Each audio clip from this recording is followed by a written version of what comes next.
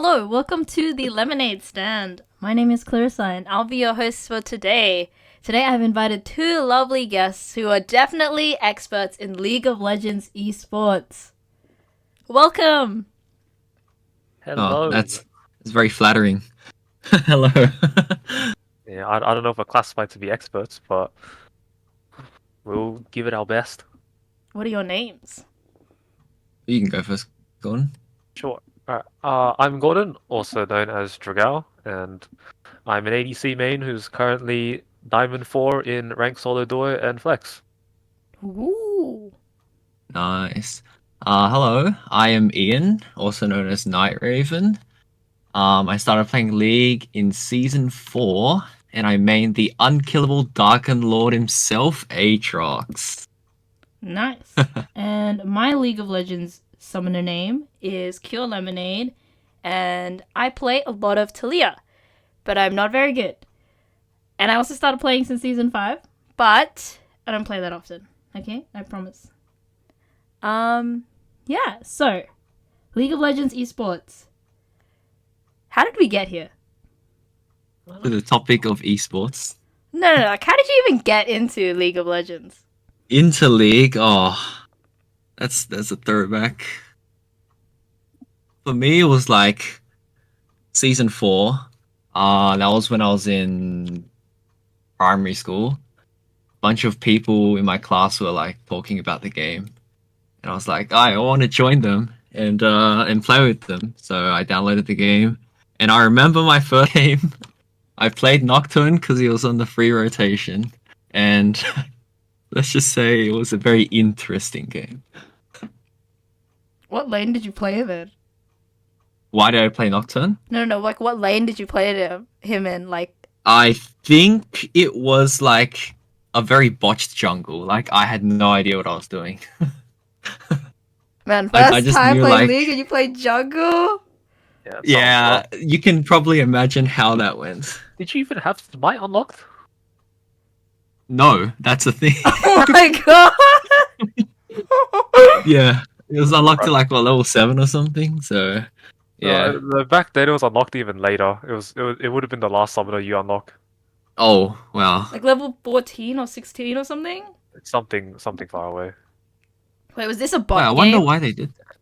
No, wait, no. Oh, I mean, you had to start bots, right? Yeah. Did you? I don't remember. Yeah, it's always tutorial first, and then you play like one bot game. But I think after that, you can queue for norms or whatever you want. Yeah, Obviously not it would ranked. have been a bot game then. Yeah, but yeah. What about you, Gordon? Yeah, so I'm similar. I started in primary school, but I started all the way back in season 2. So this was before the map change, I believe, in season 3, 4. So old map, old shop as well. So played with a lot of the old items. Don't remember a lot of them, but like I'll see them and just I get hit with nostalgia. And yeah, been playing pretty consistently from then until now. Hmm. Season 2. That's so long ago. Yeah, it was a long time ago. I remember yeah, I think similar to you, Ian, I was introduced by friends to play it, and I I just remember playing a lot of Nunu. It's like not even jungle, just bot lane. I remember just running around, just because if you remember the old Nunu, his E was a points and click snowball. So I was Oh yeah. just running around, buffing myself, and then just eating them and then running away. And that was literally all I did. So I guess I was supporting, in a way. But then Nunu Yeah. had the old like share attack speed thing, right? Like increase attack speed. Yep. So it's actually good in a duo lane. Cope? Yeah. Except I don't even know if I ever used it on him or if I always used it on myself, you know? I don't know if I knew enough about buffs to use it on allies as opposed to using it on myself. But yeah, I mean, good times. I got into League because one of my friends gave me a USB stick with League on it and was like, oh, you should download it because I think my internet was really, really bad at the time. So then I couldn't actually download it from the internet. So then he gave me a copy of League on a USB and then I downloaded it from there. And then I played it and I think my very first Norms game, I like insta-locked MF And then it was like a party of 4 plus 1 random, and then the one random got like really, really mad, was like a Vayne main, and then was like, oh my god, why'd you insta-lock? And then they went Vayne top, and then everyone was like, this is just a normal day of playing League of Legends.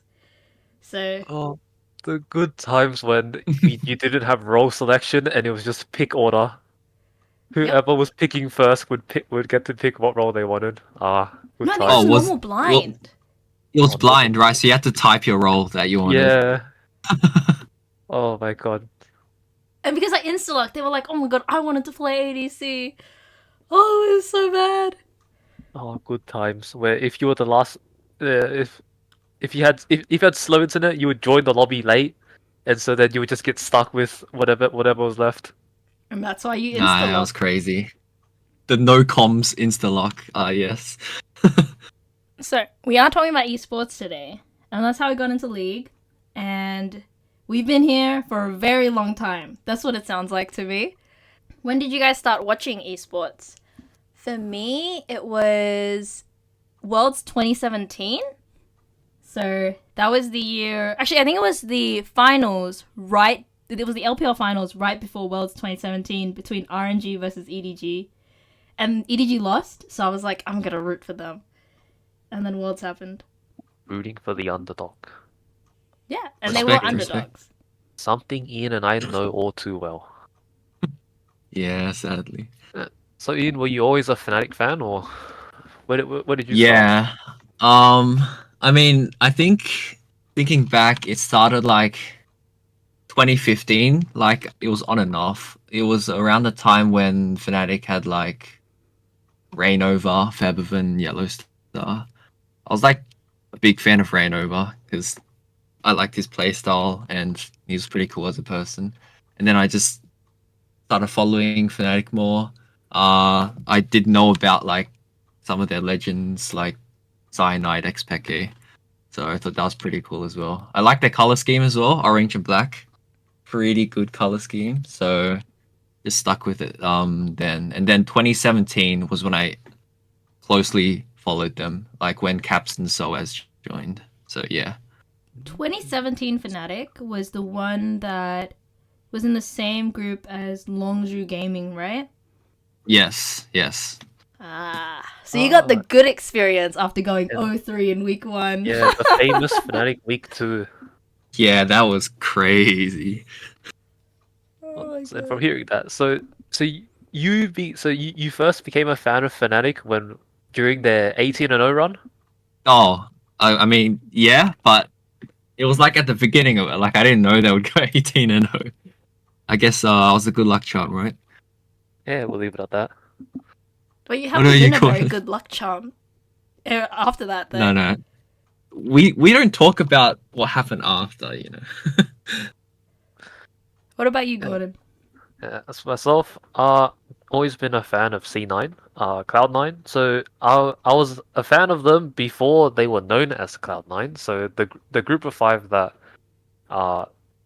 were originally part of something called Quantic Gaming, and they joined the NALCS, and ever since they joined, they dominated the LCS alongside TSM, where every final was always just C9 versus TSM, and started a big rivalry. So that was at the start of, I think, 2013, and yeah, I've been a fan of Cloud9 ever since. But recently, especially after after Sneaky left the team, Sneaky was one of my favorite players, considering he was also an ADC main like I am.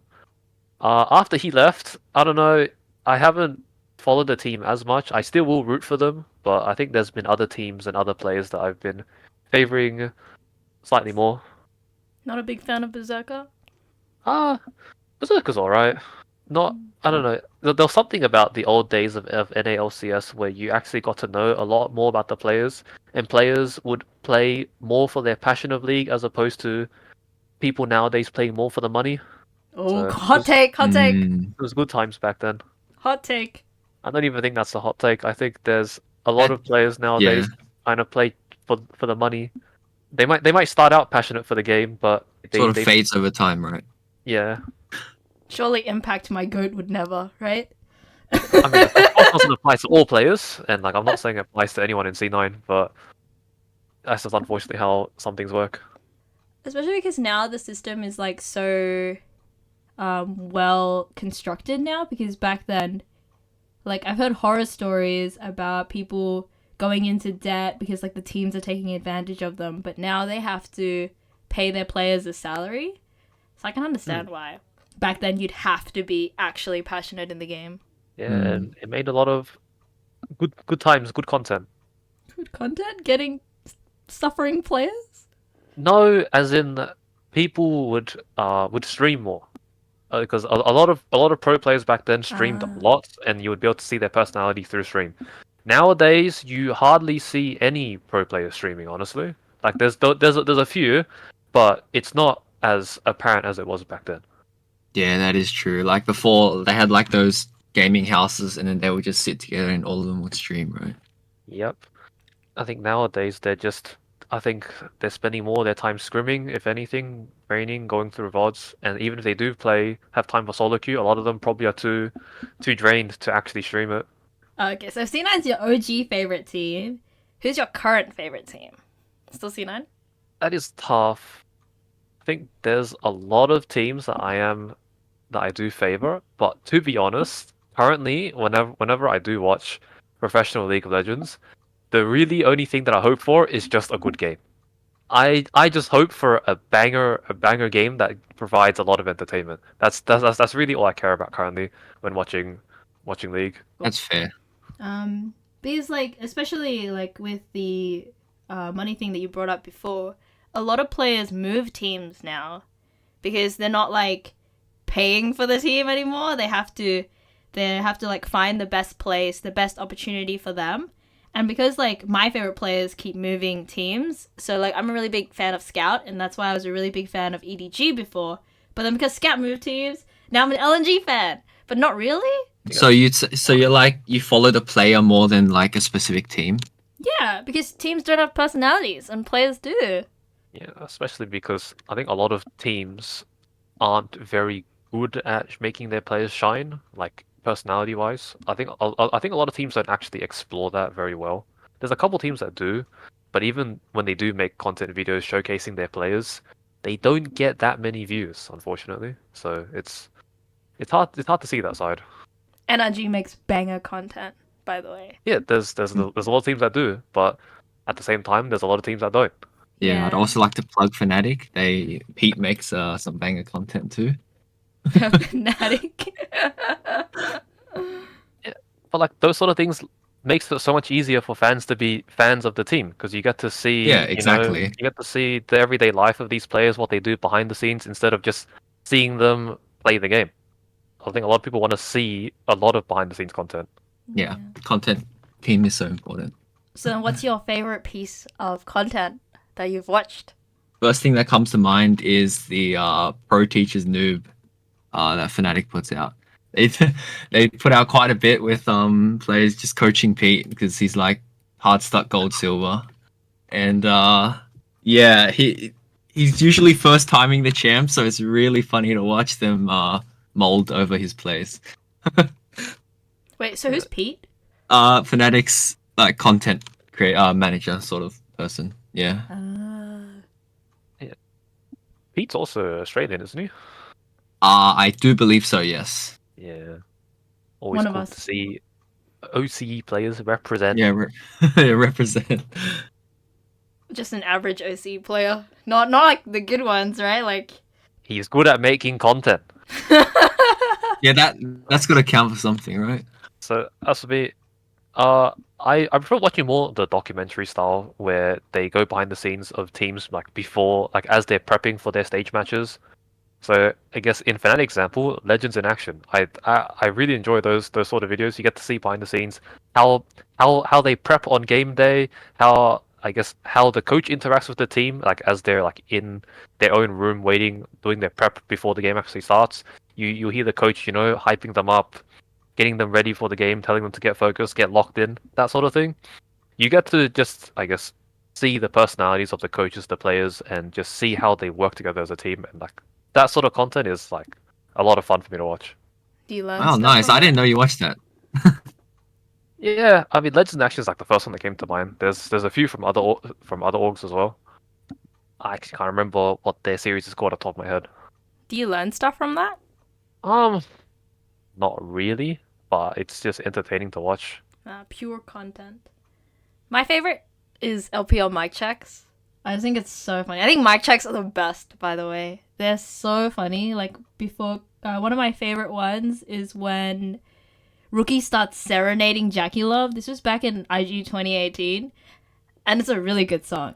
Rookie's really good at singing. And then Jackie Love just kind of flames him for being annoying. And I thought that was really funny. Yeah, I feel like mic checks like bring out you get to see like goofy sides of people or like in the heat of the moment stuff as well. It's pretty cool. Especially in the pre-game where they just like to just poke a lot of fun at each other. There's a lot of Yeah. banter in there. It's really good fun to see. I'm really sad they don't actually post that many mic checks anymore because, like, when you look it up, I think it's all very old stuff. Like, I know Really? for Oh, really? the LCS, now each team releases their own mic checks, and then some teams don't even release their mic checks. Like, I think for 100 Thieves, they did, but then the other teams didn't, and the LCS doesn't release any. But I don't know about other regions. Yeah, I think Oh. I've seen some for FlyQuest and Team Liquid, but like they are the two teams that are going to MSI, so they are winning. So I'd imagine when you win, you're happy to put your winning voice comms out. But in other regions, I know LEC does them basically every week. Yep, they do. I have never followed the European League. I'm sorry. I I never also can't followed say it. the same for the other regions. I don't know about LPL or LCK, but I do know that I think T1 releases their own versions of voice comms. Their own version? Yeah, like as in like they would post like their game voice comms like onto their own YouTube channel. Because I think like for example, LEC posts it on their own like LEC YouTube channel instead of like, and it's like a culmination of like different teams as opposed to just one, right? Yeah. Speaking of LEC channel, they post content for all teams, like with all teams involved pretty frequently as well, like quizzes, pop quizzes, The and like quizzes. stuff like that. Yeah, so I think in terms of content, I think LEC does a good job of involving all the teams. Oh, Yeah, yeah. I good watch old Cajal. Shakaraz. I watch Cajal do the quizzes. I don't watch the quizzes themselves. Yeah, well, that's you're still supporting the region. I mean, at this, I mean, Cage you can say is LEC talent, especially when he co-streams the games in studio. So would you call him LCK Yeah. talent as well?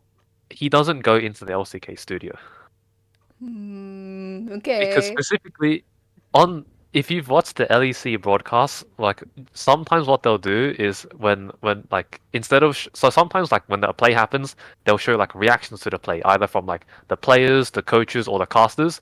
What the LEC has recently done is because Casual sometimes goes into the studio to co-stream the games and like view them as well. The LEC will put his reaction to a play to show the audience, which is quite funny because at that point they're like they're like farming him for content. Oh my god. It's like the Spider-Man meme where it's like Cajal's farming the LEC for content, but actually the LEC are also farming Cajal for content. Yeah. It's a mutual relationship. Okay, so your favorite content piece, but what about your favorite play? Or your least favorite play?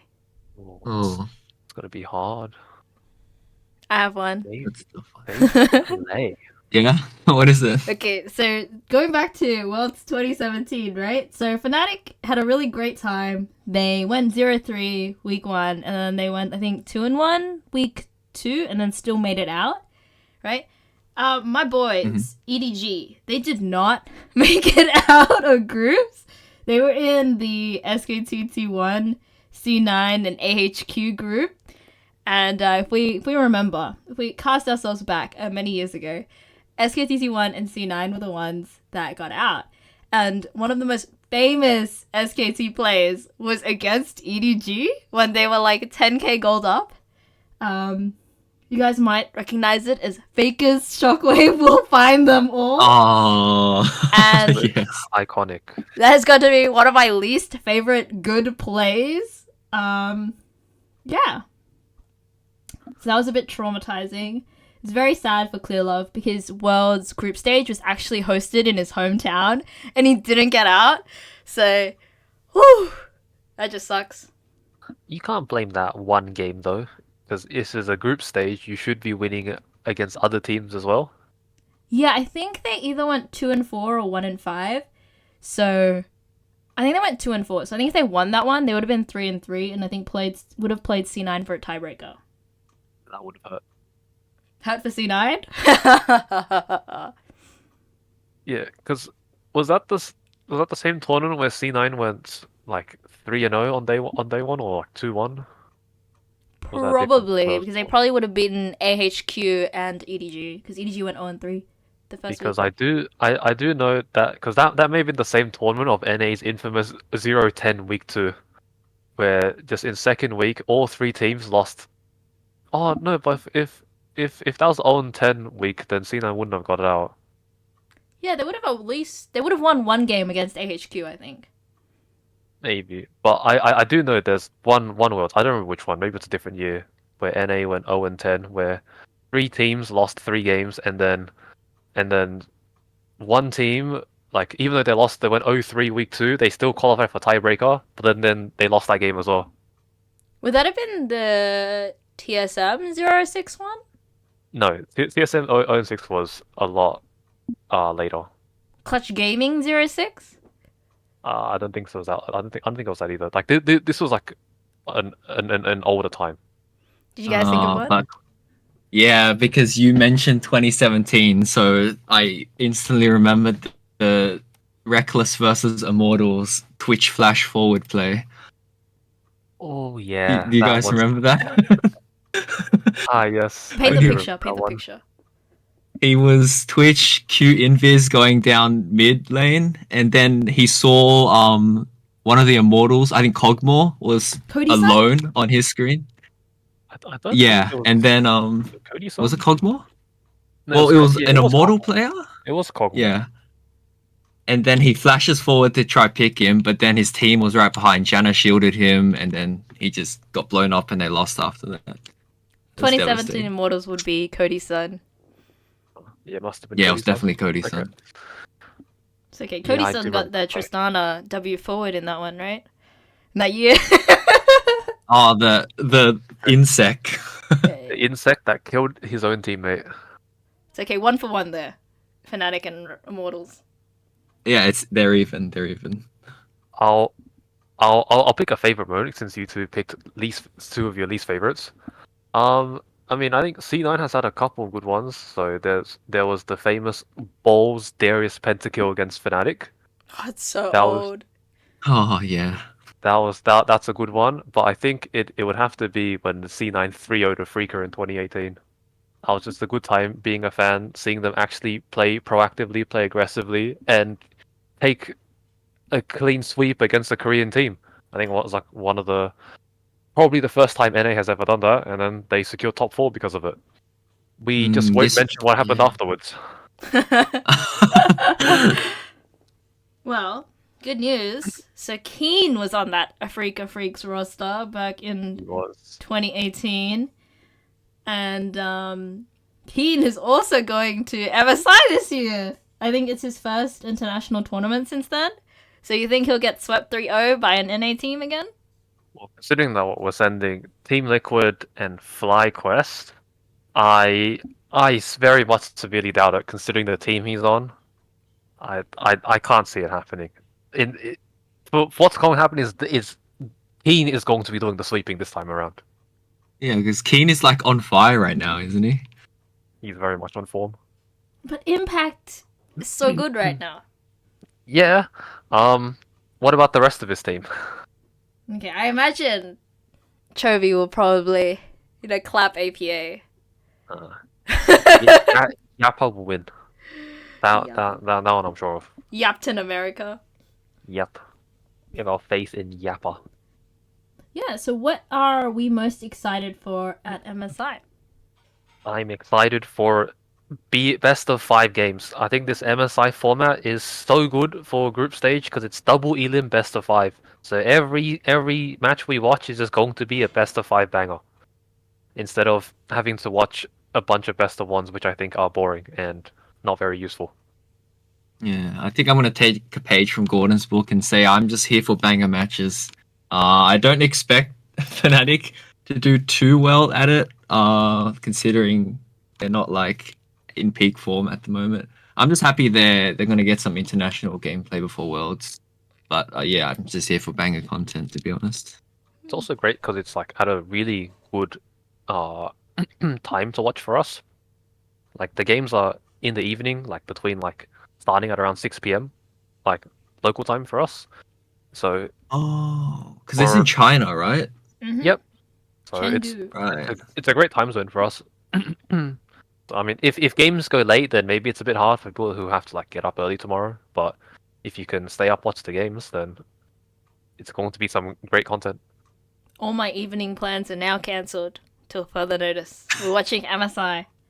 I think it's only on weekends though. I think games. Well, actually, I'm not sure what Starts games on are. But Wednesday. yeah, but like the high stakes games, like the BO5s towards the end, should really only be on weekends. Yeah, normally that's the case. Depends on how fast they do them though. Like if they intend the event to be only like 2 weeks long or something, a couple of the BFIs will probably be on Thursday, Friday. Hmm. Do they have like the schedule out? They only have the Right. schedule out for play-ins right now. I think last time I checked, and that's Wednesday every day, Wednesday until Sunday. That's play-ins. It's like all 1 week. Boom, boom, boom, boom, boom. Yeah. Oh. Play-ins is probably like relatively short though, so Yeah, those are only BO3s. I'm really excited for Top Esports. Very excited. I am excited to get revenge. Revenge? Oh, the reverse sweep! Yeah, All yeah, starts with yeah. success. Oh my god. Have Fnatic been very successful this split? They kind of choked the finals, not gonna lie. They could have definitely beat G2 this split, but alas. It was 3-1. Is there any recurring players from Fnatic and Top Esports? I think Fnatic has 5 completely new players, right? Yeah, it's 5 new. 369 and Jackie Love are back Yeah. from back then. Mm.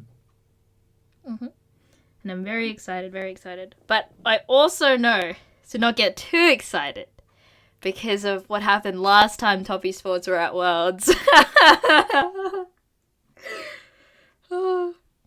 Yeah. I mean, how are top esports doing right now? Because I don't really follow LPL that much. I don't follow LPL that much, but I did watch. So I don't follow LPL that much anymore because it overlaps with like our gaming time because LPL's in China, right? So then like it's in the Yeah. evening, so then I'd be playing games instead of watching LPL. No highlights? Ah, true. Surely you just watch Cage Rule, watch the games. Yeah, that's what I did for finals, I think, because I went out. But I did watch the first finals between Bilibili Gaming and Top Esports, and they looked really good. Like, Top Esports looked really good. They went all the way to 5 games, and they threw one because I think 369 was on Quinn, and then he kind of couldn't do anything that game. But they were, like, really close to beating BLG, and, you know, it just doesn't happen. Especially like in finals, I think like sometimes like Chen just wouldn't show up to the game. I don't know. Wait, But, what? yeah, like he would be playing the game, but he wouldn't be playing the game. If that makes sense. Yen is a very coin flip jungler. Either he's on and he will carry the game, or he's going to completely 1v like solo lose you the game.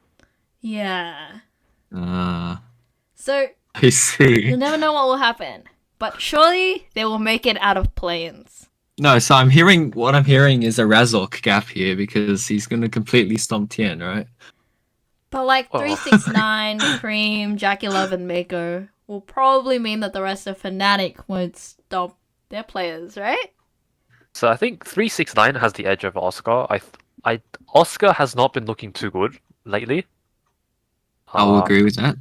between Razork and Tien, I think it just depends on which Tien shows up. Like Razork could completely jungle gap him.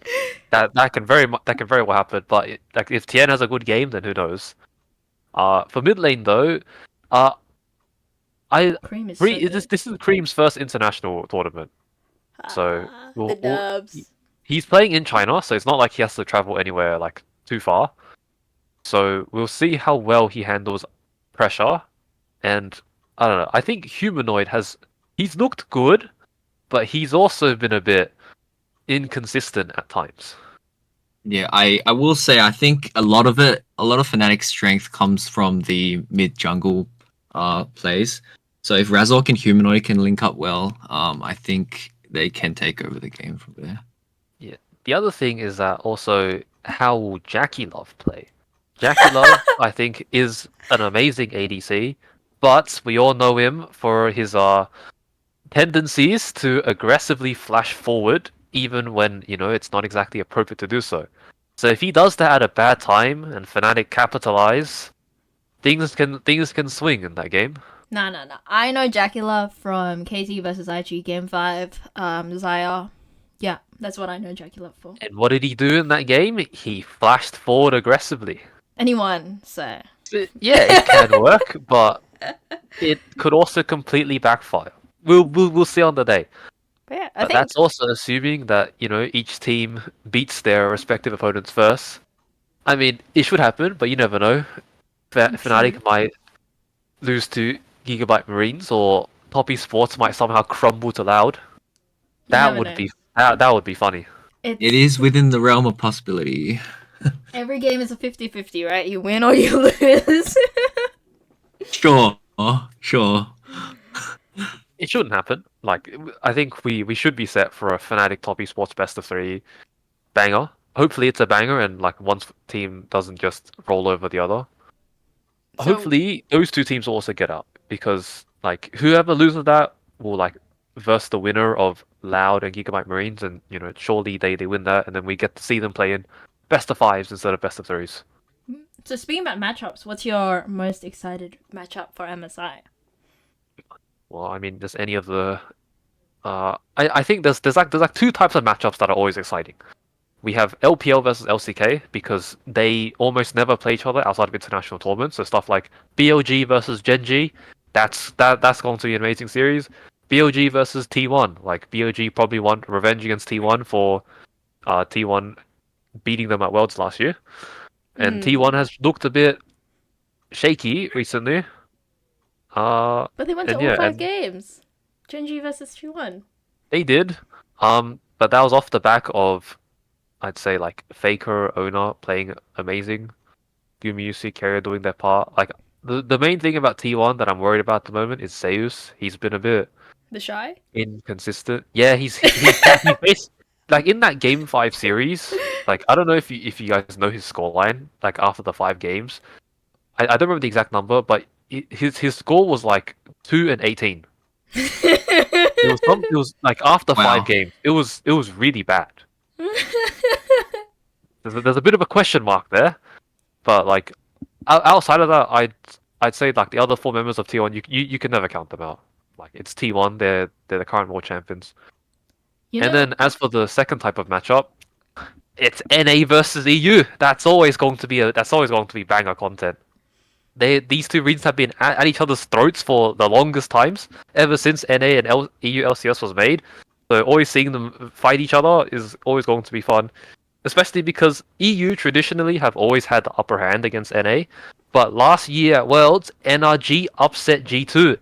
So I'm sure EU currently wants some revenge against NA for what happened last time. And NRG did really poorly in the LCS. So we're not even sending the big guns, right? But NA's not even sending the big G2. guns. I feel like it's like there's 2 big islands. One island is just like on a very like lower echelon, where it's just the EU NA like scrapping it out, and then it's just a higher tier, Korea versus China. I think it'd be so fun to watch APA just start all chatting like everyone in G2. How funny would that be? That probably will happen. My only like context of G2's personalities is that one video they did with Alexa. I don't know if you guys watched it, but like they learnt like a K-pop dance. And I think like Yike and Mickey were really good at that. So I know G2 generally is a team that likes to trash talk because they have the skills to back it up, and so because of that, I think it's going to be a lot of fun watching APA banter with them. I don't think Fnatic is the type of team to banter. Like I can imagine like Humanoid maybe bantering with APA, but I can imagine like Razork would just like mute him. Yeah, I think Fnatic likes to like banter within their own team, but in regards to like outside teams, yeah, nah, not really vocal. I don't know about that. Have you seen Noah's Twitter? Okay. Well, he doesn't, show it on the day, but yeah, he can get a bit ham post game sometimes or pre game. I saw a tweet where he said it was like there was an ADC player in the playoffs like celebrating his birthday, and then Noah just said to him, "Happy birthday! My gift to you is letting you spend more time with your family after I knock you out." Oh my god. He can be pretty savvy. Oh, that was so funny. So yeah, like I think there may be some players on Fnatic that might banter the APO, and like that'll be a lot of fun to watch. I think what will also be really fun to watch is if TL do it again. Like if you remember the last time they were at MSI, they knocked out Invictus Gaming, the world champions at the time, out of MSI, and then lost against G2 3-0 in the finals. But imagine if TL do it again with T1.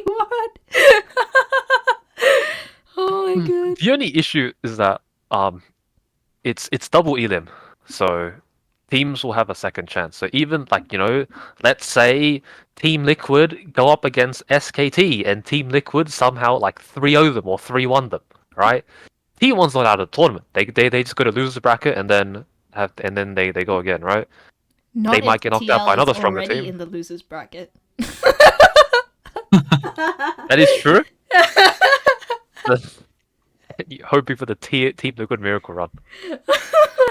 I mean, if it happens, it'll be entertaining. If it happens, then they'll get 3-0'd by G2. Maybe not. Let's say for T1 fans, but I think it'll be great to see Team Liquid 3-1 SKT. So speaking about the TL Miracle Run, who do you guys want to win? MSI Fnatic?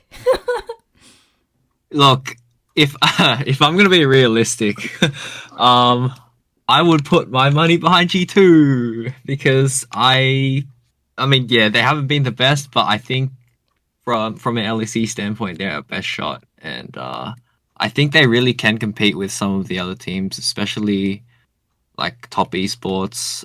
Not sure about Gen G or like T1, but yeah, I do like an underdog story, and I do classify them as an underdog in this case. Fair enough. So that question is, who do I want to win? Not who do I think will win. Who do I want to win? I mean, I'm also going for the TL underdog story. I'm a big fan of Appa. So let's see him do his thing on the international stage. I think that'll be a lot of fun to see. For me, top esports. Big fan of Mako. Big fan of Jackie Love. I hope they win because I think it'd be great, and it'd be great if they could finally beat BLG in a best of 5. So Clarissa, we're gonna clash pretty early then. But only if you beat Gigabyte Marines and we of course. Loud, right? Yeah. Well, we have a pretty good track record against Gigabyte for the most part. Barring that. We just won't mention some of the games. Yeah. We won't mention those games. But like the game with Nocturne Jungle? Yep, double jungle. What game? Sorry? I mean, Chris, you're not add this. So Gigabyte Marines have also taken a game off top esports. Oh, that was what made them lose, right? That's what made them not get out of group stage ages ago. Yeah. Gigabyte Marines have beaten top esports before. Oh, what a dark horse. Never be serious. Unfortunately, I don't think that's going to happen because Gigabyte Marines, I believe, are coming in with substitutes. Yep. I think it's 2 substitutes. I looked at the Leaguepedia. Yeah. There's a bit of VCS drama. Some of them do a bit of win trading, Just match like in our fixing. ranked games. Well, I hope no. I hope none of us are match fixing or win trading in our games. I surely hope not. Oh my god. All I'm saying is I've been seeing a lot of red lately, so I'm just gonna attribute it to that fact, you know? Not because we're losing and off rolling, but because someone's match fixing. Yeah. It's not us. Someone's being paid. Okay. Is there anything else you guys want to talk about? Like regarding MSI. Regarding anything? So we talked about who we want to win. Who do you guys think will actually win? Hmm. One team. BLG? Yeah, I was gonna say BLG or T1. I think I'll have to go BLG as well. Oh, I like BLG more than I T1 or Genji. Yeah, I'm gonna put on Genji. Surely they don't choke again. Surely. I mean, they've choked so many international events where at this point people call him Chokey, right? I think Chovy has looked so good recently, but he's looked good in other seasons and fails to show up internationally. Trophy looks good in Yeah. every season. Yeah. The other thing is that I'm also a big fan of Canyon. I really enjoyed the Showmaker Canyon Doi back in Damwon. Canyon's move to Genji. I'm still a big fan of his gameplay. The only thing I'm concerned about on Genji is their bot lane. Hayes has not been looking good, but hopefully stuff gets fixed. Maybe new patch will make things easier. Make things easier. He plays better. Like But yeah, the Draven I'm. buffs? Oh, Hayes the big Draven player. I don't actually know. No, I think that would make it harder for him to lane if Draven gets played more, no? Yeah, we'll see. But yeah, I'm hoping like if yeah, I'm hoping Genji wins. Finally? They finally win once? It would be nice. Like at this point, considering how much they choked, would you consider them an underdog? I mean, they definitely don't come to the top of my mind anymore in terms of clear winners, just because of their track record. This is their Honestly, time to fix that. Surely, yeah, maybe they'll have to surely, prove me wrong first, and then I'll change my mind about them. surely. I wouldn't call them underdogs though. Like they're still really good. Like it's not like we're talking about like I guess they're not favored. Fnatic, Just FlyQuest, because or of their TL, right? In terms of difference Yeah, between like- star power, right? Yeah, like I wouldn't call them like clear title contenders, like not like T1 or BLG. I think Genji are title contenders. Why not? No, like clear title contenders. Just because like when I think of Gen G, I always think of them somehow choking at the end. And I just can't get that thought out of my mind whenever I consider them a possibility for like winning the whole thing. It is true that Genji are the only LCK team that has not made it out of groups. Thank you for that. So that would be on brand, I guess. But they're still really good. Yeah, and there's no denying that. Okay, let's wrap it up here. Thank you, Gordon and Ian, for joining me on the very first episode of the Lemonade Stand. Woo! Thanks for having us. Had a fun time. I hope you enjoyed us geeking out about esports. We've been at it for a very long time, and we're still in deep. Here's to more More years. down the road. More EU getting wrecked by LPL. No, not that road. Sorry, maybe I wasn't clear enough.